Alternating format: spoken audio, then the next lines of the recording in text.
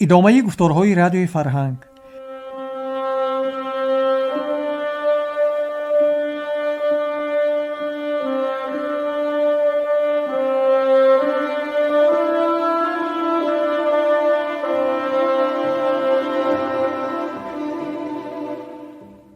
شنوندگان عزیز، حالا از سلسله خوانش بدیعی داستان استاد صدرالدین عینی داخونده را شنوید. گفتار 31.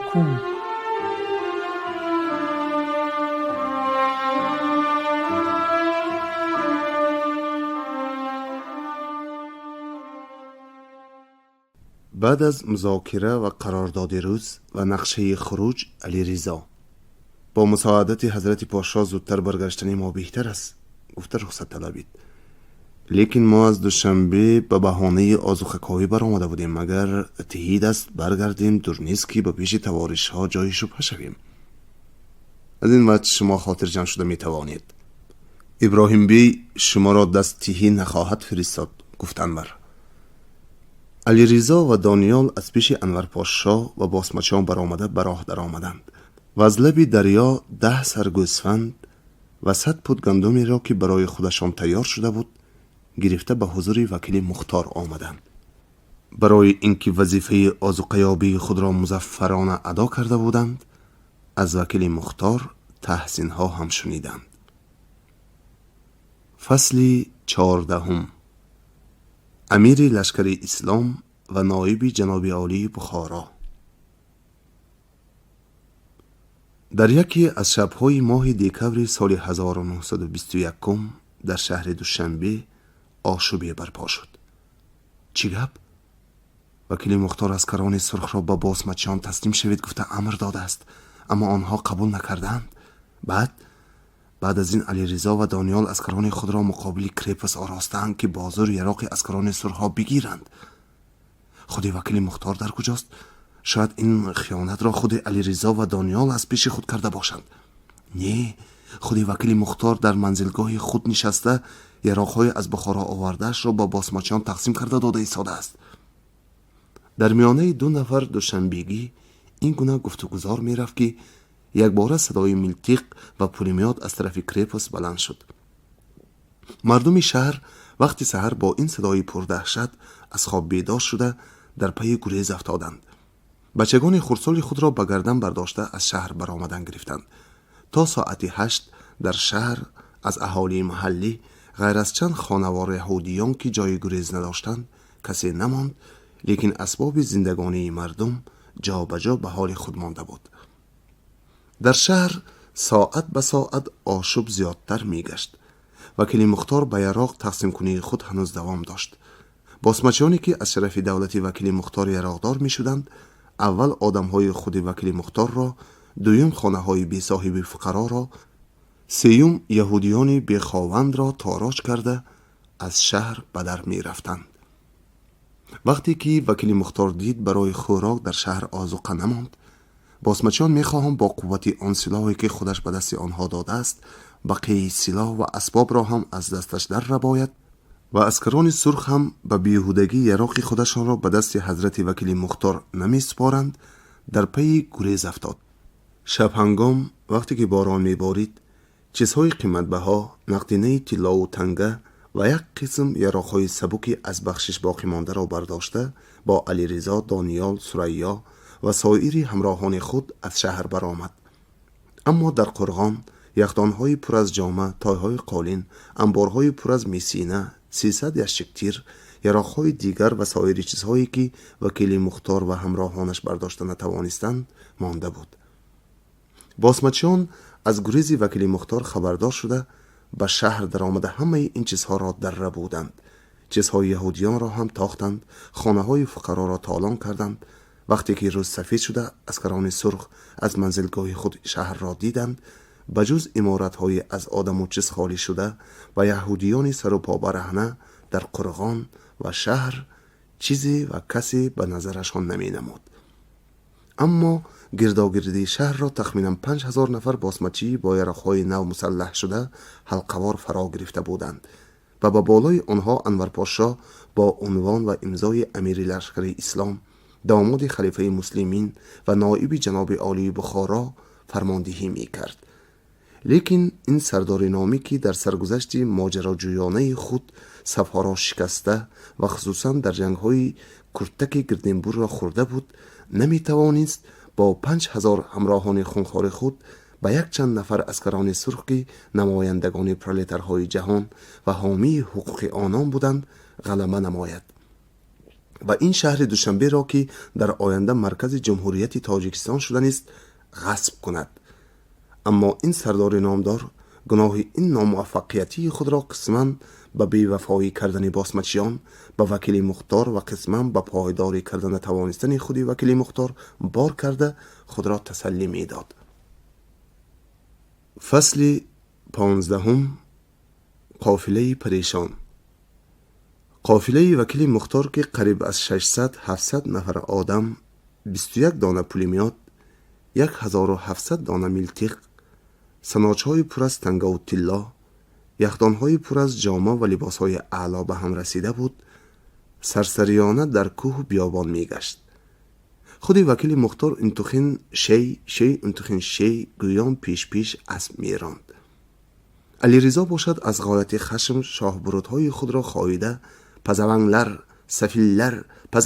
سفیلر گویان کسانی نامعلوم را دشنام می داد. قافله 2 روز در کوه و کوتل گشته ساعتهای 12 روز 30 به قشلاق لطبن آمده فرامد. لیکن پیش از آن که اهل قافله آب و طعام خود را تیار کند، از گرداگرد قشلاق صداهای جانفرسای ملتقها غلغله انداز شدند. وکیل مختار اکنون انتخین شی هم گفته نمی توانست. هرگاه که برای سخن رفتن لب وا می کرد، دندانهایش مانند کسانی ورجه گرفته شقرراز زده به هم خورده به حرکت کردن زبان راه نمی داد، بلکه از غایت ترس و بیم خود زبان هم حرکت نمی کرد. صدا تعارف شدت می گرفت. بعد از چند دقیقه در زیر این صداها نمایندگان باسمچیان پیش وکیل مختار آمده تسلیم شدند و ترک سلاح کردنش را تکلیف کردند.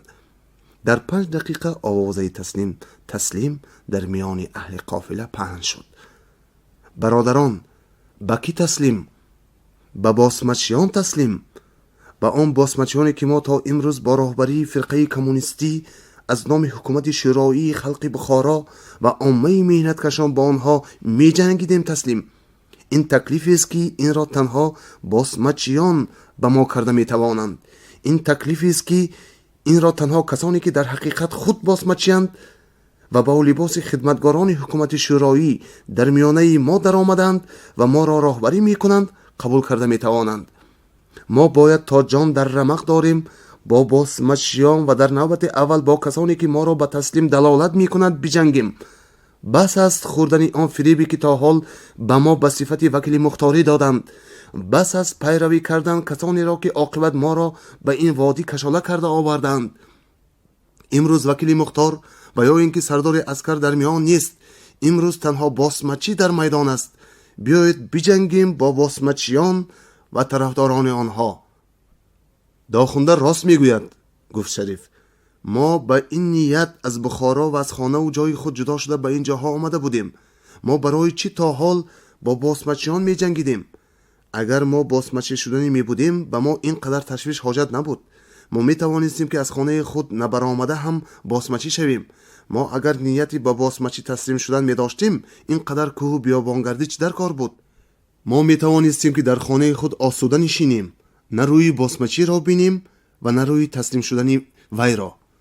ما هر کدام از غیر آنکه کسی ما را مجبور کرده باشد برای ادای وظیفه فرقگی و اجتماعی خود با خواهش و اختیار خود در میدان جنگ و جدال با باسمچی برآمدیم. در این راه بسیار وزنی ها را برداشتیم. ما را زدند، مزنگ، ستیل گفته دشنام دادند. صبر کردیم. همه اینها را برای آن برداشتیم که باسمچیان را دفع کنیم و با کار دیخانه خود آسوده مشغول شویم. اما این سرداران ما که ازیاد و اکرم توچی باشی و نوروز زور می دهند، می خواهند خودی ما را باسمچی کنند و با آن همه جانسپاری های ما با ابدی بدنام کردن ما انعام بخشند. بیایید بجنگیم با باسمچیان و با خون خود بشوییم آن داغ بدنامی را که وکیل مختار و همراهان او از منصب خود فایده برده به دامن ناموسی ما زدند. می جنگیم. این صدایی که از زبان بیشترین عسکران علیرضا و میلیتسیگان دانیال با یک آواز برآمد، صدای غلغله‌دار ملتقای باسمچیان را زیر کرد. این صدایی بود که اهل قافله را به هم زد. این آتش شعله‌وری بود که اهل قافله را در بوته امتحان انداخته گداخت. مس را از طلا، نقره را از قلعگی و غشت را از خالص جدا کرد. این سیل خروشان بود که سنگ را به سنگلاخ، ریگ را به لایدان و خس و خاشاک را به کنار انداخته خود به راه خود می رفت. در اول آنکه پستانک های ملتق در جنبش آمده تیرها رفت آمد را سر کردند، دانیال با 70 نفر از میلیتسیگان خود که آنها را خود برگزیده و خود تربیه کرده بود، از میدان کارزار برآمده باسمچی مستقل شده به طرف سنگردک رفت. قسم دیگر به طرف باسمچیان گذشتند، اما مرکز یعنی فدایانی که به تسلیم مقابل برآمده بود، به آنکه به وی کسی سرداری و فرماندهی کند، به سر خود با باسمچی می جنگید. در نیم ساعت باسمچی مانند مور و ملخ اطراف قشلاق را فرا گرفت. بازار جان ارزان و کار به فدایان گران شد. سیل خروشان به دریای خونی جوشان بدل گردید. وکیل مختار دید که عاقبت مانند یک دشمن به دست باسمچیان افتاده جزا خواهد دید یا به دست فداییان تلف خواهد شد، برای خلاصی خود چاره جست. آن چاره ای را که با آن چاره خدایار خان 22 ماه ایول سال 1875 از خوقند و امیر آخرین بخارا 3 سپتامبر سال 1920 از غژدوان گریخته بود، کار فرمود. یعنی سناچ های پرتیلا و یخدان های پرتنگه را با همه پولیمیات و ملتخات در راه باسمچیان یگان یگان پرتافته می گریخت و هر باری که باسمچیان نزدیک می آمدند، باز از آن خزینه‌ای که تا آخرین دقیقه با خود داشت مقداری را براه انداخته با کوه و کوتل اسب می دوانید. عاقبت باسمچیان گرسنه چشم از این غنیمت‌های رایگان چنان پربار شدند که دیگر پیش کردن وکیل مختار سبکبار شده را لازم ندانستند. وکیل مختار با بقیه همراهان خود که بعضی آنها به اختیار و بعضیشان بنابر نبودن چاره دیگر از دنبال او می رفتند، به قشلاق ازبکان کندی آمده فرآمد و آدمان خود را دو چار به حوله های مردم تقسیم کرده خود با علیرضا در خانه جایگیر شد. تا سحرگاهان از این قافله پریشان در این قشلاق کسی نمانده بود. هر کس با دلخواهی خود به طرف خاطرهای خود رفت. بعضی به طرف باسمچیان، بعضی به طرف تشکیلات های حکومتی. وکیل مختار باشد با علیرضا به طرف افغانستان رهسپار گردیدند. سرکاتب وکیل مختار که از همه عقب مانده بود، قوطی برش را به همقلم خود نشان داده. خیریت که در وقت هوا دادن خورجین طلا به طرف باسمچیان گرفته ماندن این قوطی را فراموش نکردم، وگرنه این زنده ماندن برای من به یک پول سیاه هم نمی ارزید، گفته شکرانه می کرد. فصل 16 غنیمت و اسیر. در موضع یورچی یک بیسرشتگی از عادت بیرون روی داده بود. مردم چیزهای زیادتی خود را در زمین می گرانیدند، چیزهایی را که آنقدر قدر و قیمتی کلان نداشت به حال خودش می گذاشتند و چیزهای ضروریشان را به قدری که می توانستند با خود برداشته گاو و گوسفند بر این حیوانات خانگیشان را پیش انداخته دو چار به طرف کوه و بیابان می رفتند. در وقتی که گویا در یورچی کسی نمانده بود، 10 نفر مرد مسافری سر و پا برهنه اینجا آمده در آمدند. اگرچه از شکل و شمایل گوناگونشان از یک شهر دیگر و یا ولایت دیگر بودن هر کدام اینها معلوم شود هم، لباسهای دریده، بدنهای از ضربولت بسیار مجروح شده، پاهای از پیاده گردی ورمیده، چشمهای از گرسنگی چقر رفته، لبهای از بیخونی کبود شده، بینیهای از بیقوت تیغ کشیده، خلاصه این گونه حالتهای عمومیشان نشان میداد که همه‌شان در یک وقت ساعت به یک فلاکت گرفتار شدند. رفکام خانه اینجا در کجا باشد؟ گفته یکی از اینها از دیگرش پرسید. من چی دانم؟ از وی آدم پرسیم چی؟ شاید وی داند. گفته مردی را که 2 بچه خردسال را در بغل گرفته با زنی که از بخچه ما را به سر برداشته بود میرفت نشان داد. او اکا اینجا است. مردی رونده به شنیدن این آواز روی خود را پس گردانده به طرف مسافران یک نگاه کرد و قدم خود را از پیشترش تیزتر پرتافته باز به راه خود رفتن گرفت. اوی آدم، اینجا است میگویم. اگرچه آن مرد به این آواز گوش نانداخته زن خود را به تیزروی دلالت کرده رفته ایستاده باشد هم، مسافران تیزتر راه رفته به وی رسیدند. آدم هستی یا حیوان؟ چرا به گپ گوش نمی اندازی؟ گفت یکی از مسافران. انا گوش انداختم، چی میگویی؟ گویان مردی رونده از راه خود باز ایستاد. رفکن خانه کجاست؟ مردی رونده پس از آن که مسافران را یگان یگان از نظر گذرانید. شما شم قدمان مگر جدیدید؟ بینید که از شومی شما به چه حال افتادیم. وکیل مختار شما مملکتی را که در اصل آب بر این لپیده ایستاده بود آتش در داده گریخت. اکنون از یک طرف توارش‌ها در حق ما بدگمان شده ما را باسمچی گفته به نظری بد نگاه میکنند، از طرف دیگر باسمچیان مملکت از آن خودمان شد گفته بی‌با بود و نابودی ما را تالان میکنند. ما بیچارگان باشیم در میانه دو آتش مانده چیکار کردن ما را نمیدانیم. این مرد هنوز در دل خود را تمام نگشاده بود که از یک طرف صدای ملتق بلند شد و از کوچه چند نفر سواران یراقدار پیدا شده به طرف اینها تاختند. گویان مسافران از بهر یافتن رفکان خانه گذشته به هر طرف پراکنده شده گریختند. یکی از اینها که نگریزید وگرنه در حق ما بدگمان میشوند گفته به جای خود ایستاده همراهان خود را از گریختن باز می داشت به دست سواران افتاد. تو کیستی؟ گفته یکی از باسمچیان پرسید. من آدم؟ من هم میدانم تو حیوان نیستی. از کدام طایفه‌ای میگویم؟ هنوز مسافری دستگیر شده لب به جواب نگشاده بود که مردی رونده. من گمان میکنم که این جدید است و یا بلشویک زیرا از من رفکان خانه را میپرسید گفت. در حال دست و گردن مسافری دستگیر شده از طرف سواران بسته شد. خودی تو کیستی و کجا میروی؟ گفته یکی از سواران از مردی رونده پرسید.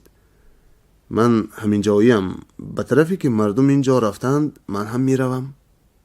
بسیار خوب، بخچه‌ات را به ما ده. خودت سبکبار شده هر جا که خواهی رفتن گیر، گفت سوار. به جوابی رد یا قبول مردی رونده منتظر نشده یکی از سواران بخچه را از سر زنک در رو بود. تا این وقت شهر از سواران یراقدار پر شده بود. سواران اسب‌هایشان را در کوچه ها بسته به خانه کاوی در آمدند. از یک سر حوله ها را کافته چیزهای از گریزدگان باز مانده را به دست در آوردند. حتی زمین های حوله ها را کلنگردان کرده چیزهای گرانده را هم یافته همگی در یک جا سرجم شدند. این بندی را چی میکنیم؟ گفت کسی که بندی مسافر را پاسبانی میکرد. چی میکردیم؟ یک دانه تیر هم صدقه سری این. خز کم و جهان پاک گفته یکی از یراقداران ملتق خود را راست کرد. نه، گفتی گری. عجب نیست که این آدم بلشویک نبوده جدید باشد. انور پاشا هر جدید و هر آدمی حکومت که به دست افتد ناکشته به مرکز فرستانند گفته امر داده است. میری غازی هم این معنی را قبول کردند. بنابراین با یک قسم این غنیمت ها این کس را هم اسیرگویان به کوکتاش فرستادن در کار است. باسمچیان چیزهای از شهر به دست افتاده را میان خود تقسیم نموده و یک قسمش را به نام سرداران مرکزی خود جدا کرده این اسیر را هم به وی غنیمت همراه نموده با 10 نفر سوار به طرف کوکتاش فرستادند و خودهاشان از جورچی برآمده به طرف دیهنو رفتند. فصل 7. سنگسار. قشلاق ینگ قرغان از باسمچی پر شده بود. باسمچیان لقای، مرقه، قرلوق و تاجیک همه حولی خانه و کوچه های قشلاق را فرا گرفته خوابیده بودند. در میانه اینها تخمینا 800 نفر باسمچیان کفش چوبین پوشی دروازی بودند که به گردنشان غیر از ملتق 5 تیره و 11 تیره فرنگی یک هم کمانغولکی بابایی آویخته در لافزنی از همه پیشی می کردند. در میانه جای قشلاق در یک خانه‌ای که با اسباب‌های نفیسی از وکیل مختار غنیمت افتاده آراسته شده بود، ایشان سلطان، علی مردان، عبدالقیوم بی و دیگر قرباشیان و ملایان نشسته بودند. ایشان سلطان به علی مردان میگوید اکنون تو با یاری ما و داماد خلیفه مسلمین انور پاشا به جای ابراهیم دزد گذشتی. هیچ کار را به مصلحت ما نکن. ما باید این دولت خدا داده را با هم بینیم. ابراهیم میخواست که همه چیز را خودش خورد. هر کار با اختیار خودش باشد. او هیچ کس را پسند نمی کرد. البته گفت علی مردان، وقتی که شما با ما دوست باشید ما هم هیچ کار را به مصلحت شما نمی کنیم. حالا هم من به خدمت شما برای مصلحت آمدم. چنین کرده عروس ها را از مملکت پیش می کنیم. یکی از ملایان به گپ همراه شده گفت هر کار را موافق شرع شریف کردن در کار است. در همان صورت مملکت مسلمان آباد می شود. به چی طرزی که از دست جدیدها خلاص شده باشیم از دست عروس ها هم خلاص می شویم. در آخرهای کار ابراهیم بیگ شریعت را درست پاس نداشت، علما را احترام نکرد، از غنیمت هایی که از وکیل مختار به دست در آورد به ملایان چیزی درستی نداد. صدای غلاغله‌ای که از بیرون آمد ملا را به تمام کردن سخنش راه نداد. چند نفر یراقدار یک مردی دست و گردن بسته را گرفته می آوردند. از دنبال زنی هم دیوانوار فریاد کرده علی مردان و باسمچیان دیگر را دشنام داده می آمد. بندی را از در بالا به ایشان سلطان منظور کردند. این کیست؟ گفته پرسید ایشان سلطان. این جدید است. ما از یورشی دستگیرش کرده آورده بودیم. دیدیم که در کوکتاژ کلانان نیستند. اینجا به خدمت شما آوردنی شده به راه برآمدیم. در راه این زن این بندی را به دست ما دیده برای خلاص کردنش دیوانوار خود را زد. هرچند پیش کردیم از راه نگشت و تا اینجا از دنبال ما آمد. علی مردان با دقتی تمام به آن بندی نگاه کرده. نامت چیست؟ گفته پرسید. یادگار. علی مردان سر خود را با اشارت تصدیق بالا و پایان جنبانیده. مگر تو چوپان گریزه عظیم شاه سریجویی نبودی؟ بندی به این سوال جوابی نداد. به ایشان سلطان نگاه کرده. تقصیر. حکایت این مرد و این زن بسیار است. من اینها را دیر وقت باز میدانم. اینها در بین خود معامله غیر شرعی داشتند. با بالای این هر دوی اینها هم به مقابل ما در هر کجا گپ می زدند. از روی شنیدی من در قشلاق لطبان هم اتردان وکیل مختار را به مقابل اسکران ما همین آدم جمع کنانیده است. بنابراین اگرچه انور پاشا جدیدان را نکشید گفته باشند هم به فهم من اینها را کشتن در کار است. عجب نیست که این آدم بلشویک هم شده باشد. یکی از ملایان. مادام که با یکدیگرشان علاقه غیر شرعی داشتند اینها را سنگسار کردن در کار است. سنگسار؟ البته سنگسار کردن در کار است. گفته ملای دیگری به گپ همراه شد. تا فردا گفته ایشان سلطان اینها را نگاه داشتن، به علما روایت شرعی نویسانیدن، پس از آن در میانه مردم برآورده سنگسارشان کردن در کار است. و به آدمی خود نگاه کرده. اینها را برده جدا جدا در دو خانه انداز و از بالایشان قلف زن. گفته فرمان داد. پگاه روزی ملایان فتوای سنگسار کردن گناهکاران را نوشته آوردند. ایشان سلطان پس از خواندن فتوا به محرم خود گناهکاران را بیارند. بعد از 5 دقیقه آوردند. گفته محرم از در آمد. ایشان سلطان که از در بالا بر روی صفه نگاه کرده تنها بندی مرد را دید. زنکه گناهکار کجاست؟ گفته از آدمی خود پرسید. تقصیر. زنک را هم بیار میگویم. محرم پیشتر آمد. زنک را در خانه دودره حبس کرده اما قلف زدن در دیگرش را فراموش کردند. بنابراین گریخته رفته است. ایشان سلطان پس از آن که آدمان خود را به سبب این بی احتیاطی و سهلگیریشان خوب دشنام داد گفت زود باشید. در یک جای وسیع چاهچه‌ای کنده بندی را تا میانش گرانید و اسکران را خبر دهید که هر کس یک سنگی زده همه به ثواب داخل شوند. اگر مرده ماند هم تا گر شدنش از سنگزنی دست نکشند.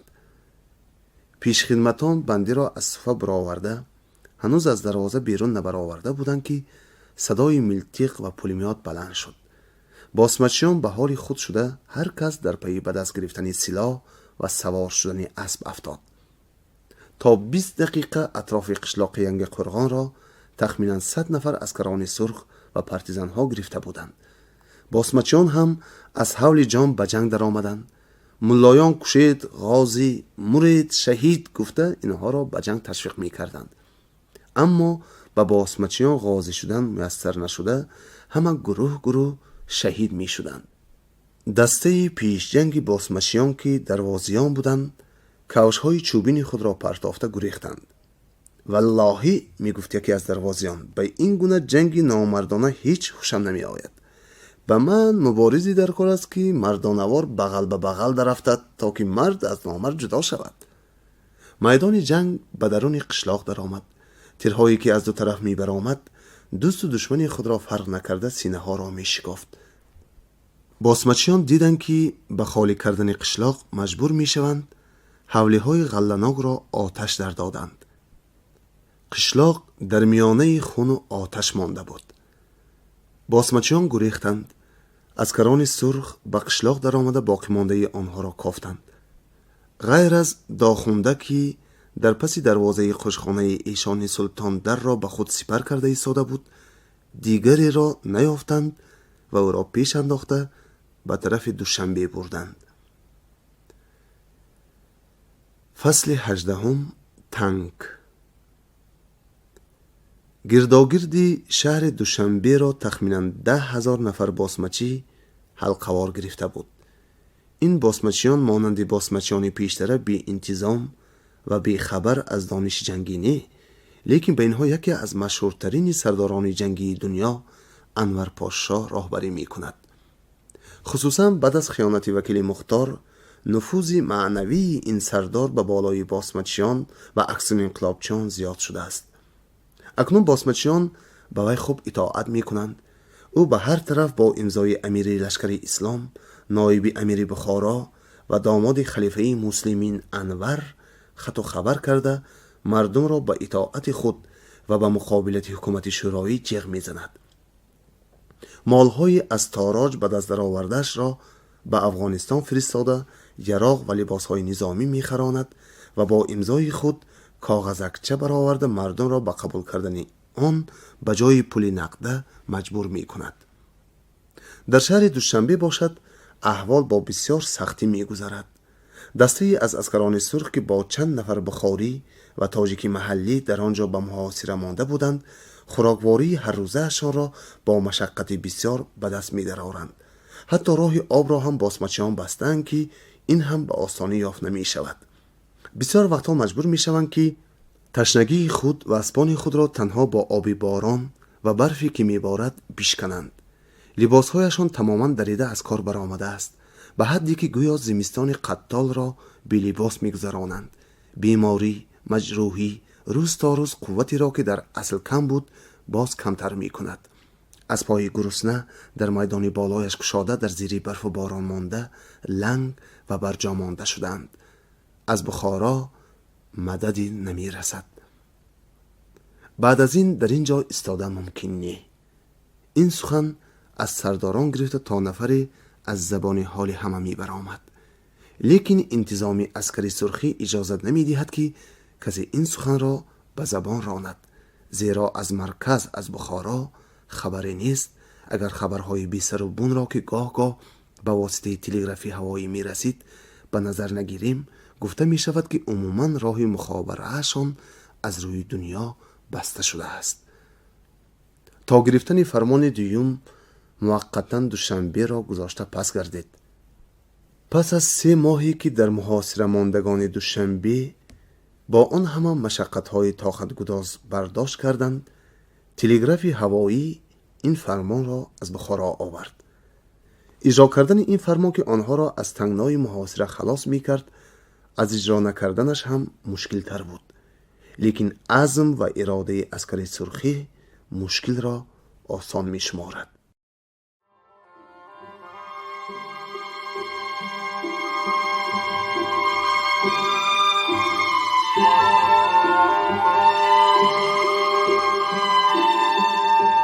شما گفتار 31 را از سلسله خوانش بدیعی از داستان استاد صدرالدین عینی داخونده شنیدید. راوی حبیب الله عبدالرزاق گفت.